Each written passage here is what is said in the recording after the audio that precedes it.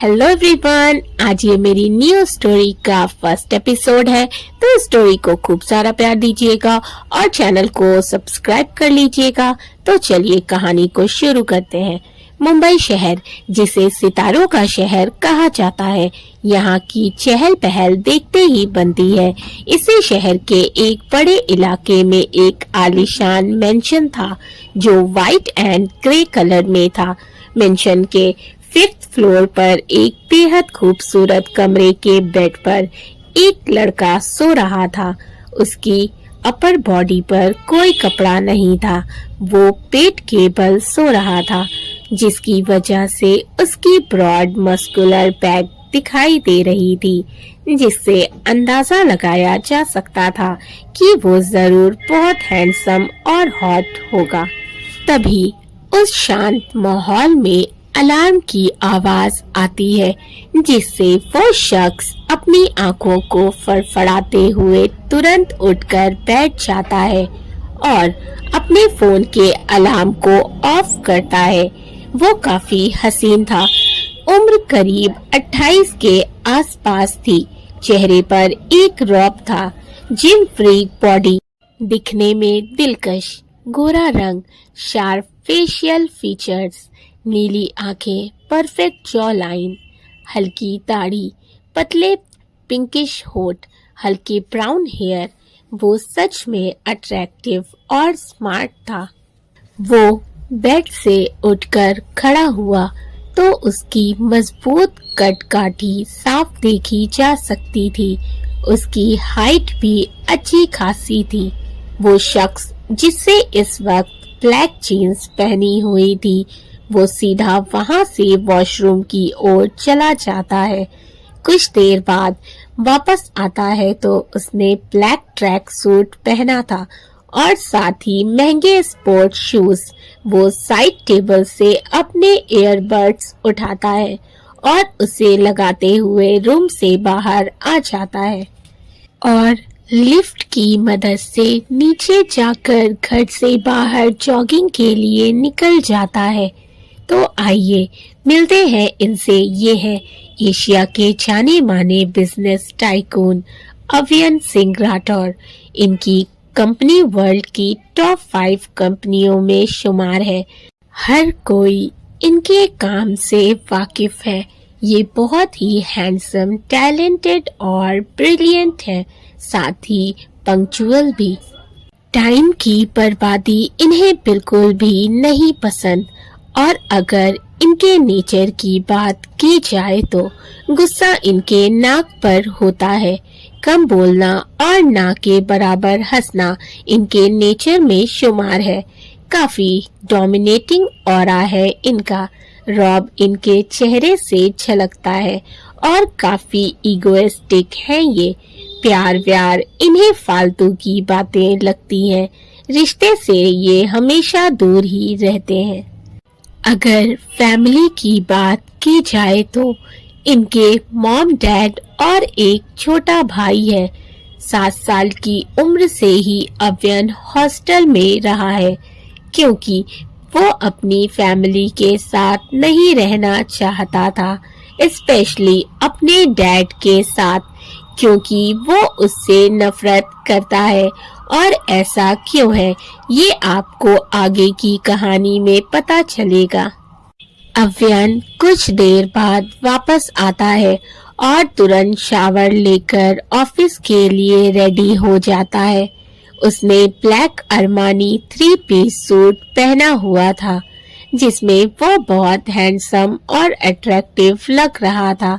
उसके black shirt के ऊपर लगी सिल्क की वाइन रेड टाई और सोने का टाई पिन उसके लुक में 4 चांद लगा रहा था।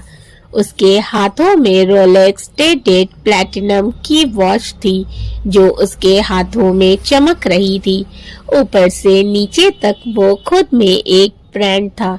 अव्यन हॉल में आता है और डाइनिंग चेयर पर बैठ जाता है।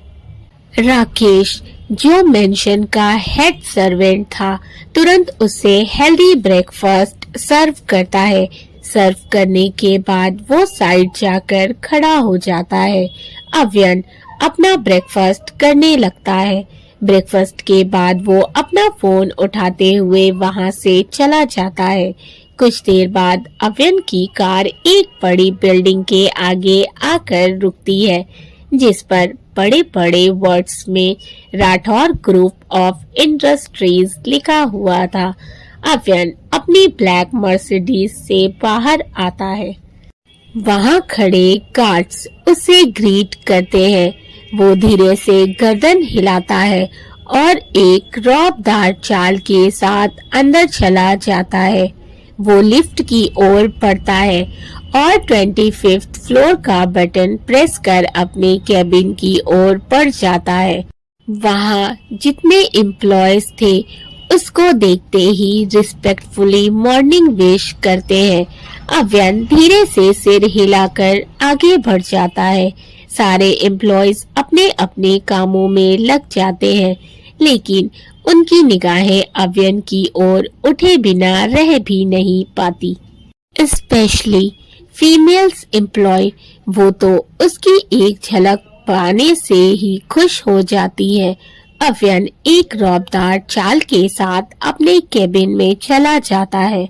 इधर दूसरी तरफ दिल्ली शहर हॉस्टल की एक सफेद बिल्डिंग जो बड़ी और खूबसूरत थी, उसी हॉस्टल का एक हवादार कमरा जिसमें 2 बेड, 2 अलमारी, एक टेबल और 2 कुर्सियां थी। कमरे की दीवारों पर कई फोटो और पोस्टर्स लगे हुए थे जो 2 लड़कियों की गहरी और सच्ची दोस्ती को प्रेजेंट कर रहा था। कमरे में सामान हर जगह बिखरा पड़ा है। वहीं एक लड़की जो दिखने में बहुत ही हसीन थी, बड़ी बड़ी आंखें जिसमें एक गहरी चमक थी जो किसी को भी अपनी ओर खींच ले। उसके हल्के गुलाबी होठ, गाल पर पड़ते क्यूट डिंपल्स जो उसे अट्रैक्टिव बना रहे थे, और सादगी से भरी मुस्कान जो हर किसी का दिल जीत ले।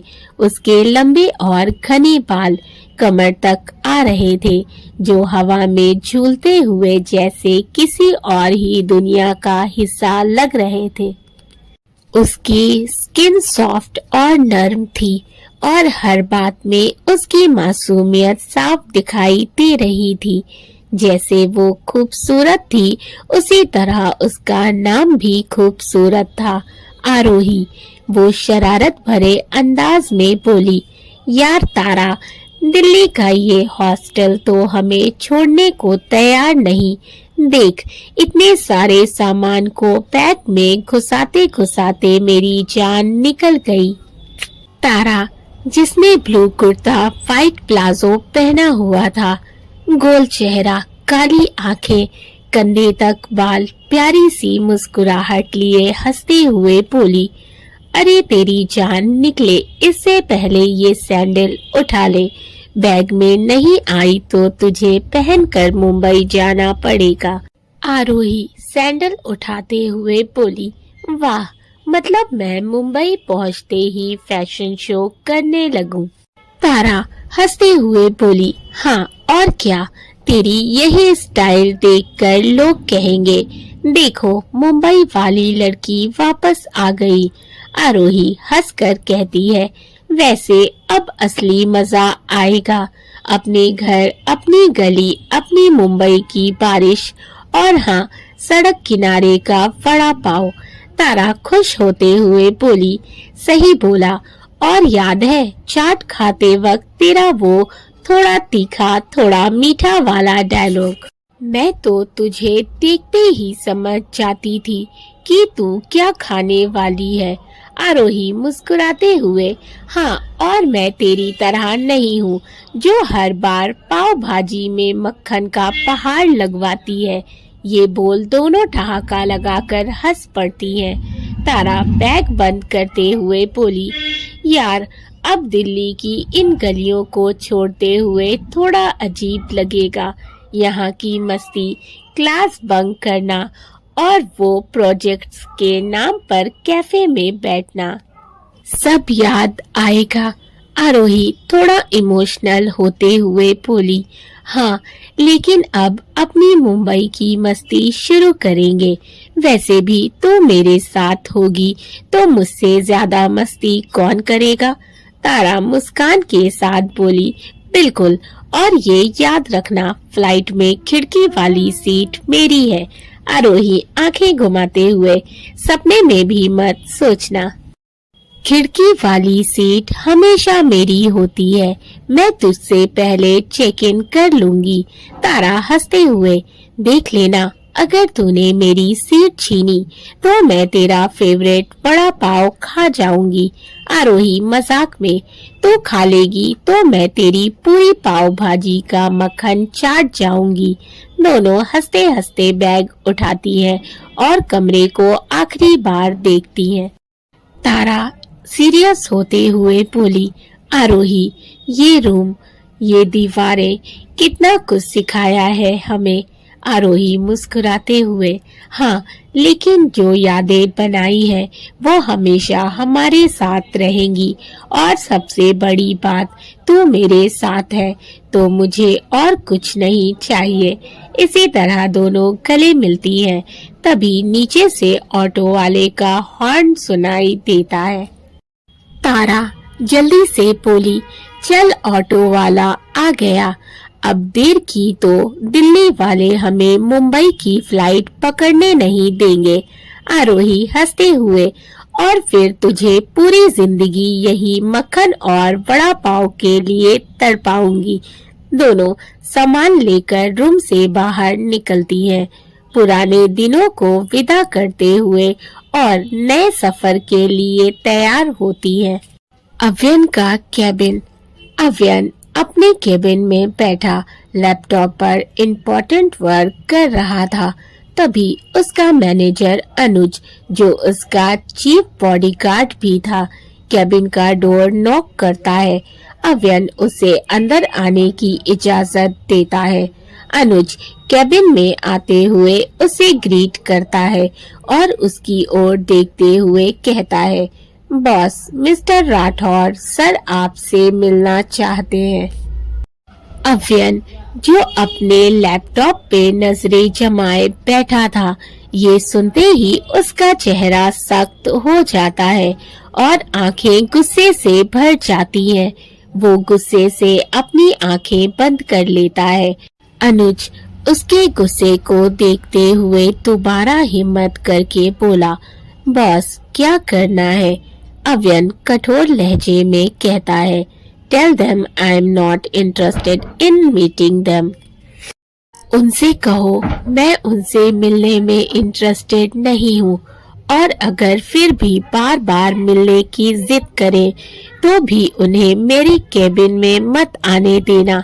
अनुज हाँ में सिर हिलाते हुए, ओके बॉस। अव्यन वापस लैपटॉप पर नजरें जमाते हुए कहता है, what is the schedule of today's meeting Anuj? आज की मीटिंग का क्या शेड्यूल है अनुज? अनुज, बॉस, आज 4 बजे मिस्टर वर्मा के साथ हमारी मीटिंग है डायमंड होटल में, और मिस्टर सिंघानिया के साथ हमारी जो मीटिंग है उसकी डेट कल की फिक्स हुई है। अव्यन हाँ में सिर हिलाते हुए, all right, you go and get ready for the meeting. ये बोल वो उसे जाने का इशारा करता है। अनुज ओके बॉस बोल वहाँ से चला जाता है। अव्यन वापस से अपने लैपटॉप पर काम करने लगता है। दूसरी तरफ एक बड़ा सा विला, जिसकी खूबसूरती देखते ही बनती है। उसके चारों ओर हरियाली और सामने एक बड़ा गेट, जिसके अंदर एक ब्लैक कलर की कार एंटर होती है। गार्ड्स जल्दी जल्दी दरवाजा खोलते हैं। वो कार विला के अंदर आकर रुकती है। एक गार्ड आकर तुरंत कार का बैक डोर ओपन करता है। अंदर से 55-56 साल के एक शख्स, जिन्होंने ब्लू 3 पीस सूट पहना हुआ था, बाहर आते हैं। चेहरे पर तेज, घनी मूछें, सिर पर हल्के काले बाल जिनमें अभी सफेदी आने लगी थी। ब्रांडेड शूज पहने वो कार से निकलते हैं और सीधा विला के गेट से होते हुए अंदर चले जाते हैं। ड्राइवर उस कार को पार्किंग एरिया में ले जाकर पार्क कर देता है। वो शख्स जिसका नाम विक्रांत सिंह राठौर था, बिजनेस इंडस्ट्रीज का जाना माना नाम, जिनको अब उनका बेटा अव्यन सिंह राठौर ने पीछे छोड़ दिया है। विक्रांत सिंह राठौर जो अपने आगे किसी को कुछ नहीं समझते, उनके लिए उनका बिजनेस पहले आता है, फिर आती है उनकी अपनी फैमिली। इसके अलावा उनके दिल में किसी के लिए कोई हमदर्दी नहीं है। वो काफी रूड और एरोगेंट है। उन्हें अपने बिजनेस से बहुत प्यार है और घमंड भी। वो काफी हाई प्रोफाइल है और स्टेटस देखकर ही लोगों से मिलते हैं। ये अपने बड़े बेटे अव्यन पर जान छिड़कते हैं, लेकिन अव्यन की इनसे नहीं बनती। उसके दिल में अपने डैड के लिए सिर्फ और सिर्फ गुस्सा भरा हुआ है। विक्रांत जैसे ही अंदर आते हैं, सीढ़ियों से उतर रही एक औरत जो दिखने में खूबसूरत और पॉजिटिविटी से भरी हुई लग रही थी, तुरंत उनके पास आती है और आंखों में चमक लिए कहती है, अव्यन से बात हुई आपकी? विक्रांत एक लंबी सांस लेते हैं और सामने रखे सोफे पर बैठ जाते हैं। वो औरत उनकी ओर देखते हुए हिचकिचाते हुए कहती है, क्या हुआ विक्रांत जी, आप कुछ बोल क्यों नहीं रहे? क्या वो इतना बोल वो रुक जाती है। विक्रांत एक्सप्रेशनलेस फेस के साथ बोले, उसने मुझसे मिलने से ही मना कर दिया तो फिर बात कैसे होती? आप जानती है ना आरती, कितना जिद्दी है वो। उस इंसिडेंट की वजह से वो आज तक मुझसे नाराज है, या यूं कहूँ नफरत करता है वो मुझसे। यही वजह है कि वो आज हमारे साथ नहीं रहता। आरती उदास चेहरा लिए बोली, न जाने कब मेरा अव्यन मेरे पास अपनी माँ के पास लौटेगा। वहीं दूसरी ओर मुंबई शहर का एयरपोर्ट, आरोही और तारा दोनों दिल्ली से लंबा सफर तय करके मुंबई एयरपोर्ट पहुंच चुकी हैं और दोनों काफी थक भी गई हैं। हल्की हलचल चारों तरफ, ट्रेवलर्स की मूवमेंट और खुशियों से भरी आरोही और तारा की बातें।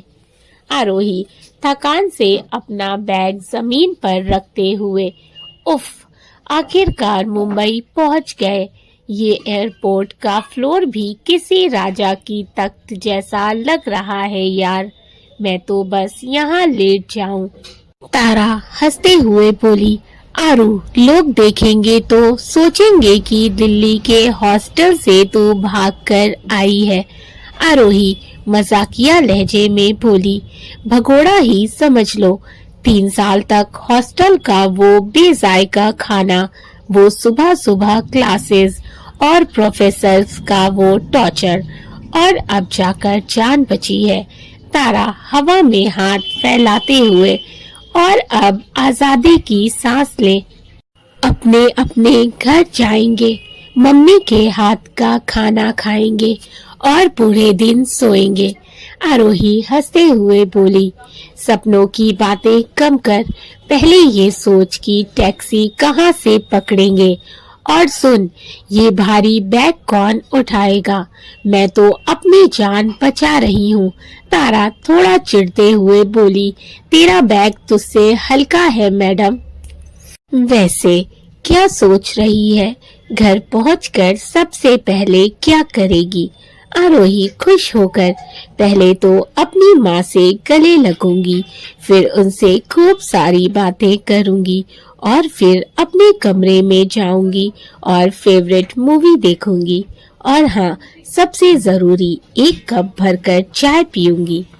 तारा हंसते हुए बोली, वाह मैडम के सपने तो देखो। वैसे मेरे प्लान्स थोड़े सिंपल हैं, बस मम्मी के हाथ के गरम गरम आलू के पराठे खाऊंगी और 1 हफ्ते तक बिस्तर से नहीं उठने वाली। आरोही शरारती अंदाज में, तेरे प्लान सुनकर नींद आ गई। चल अब जल्दी से निकलते हैं, वरना घर पहुंचने में रात हो जाएगी। और सुन, मेरी शादी में जरूर आना। तारा चौंकते हुए बोली, तेरी शादी?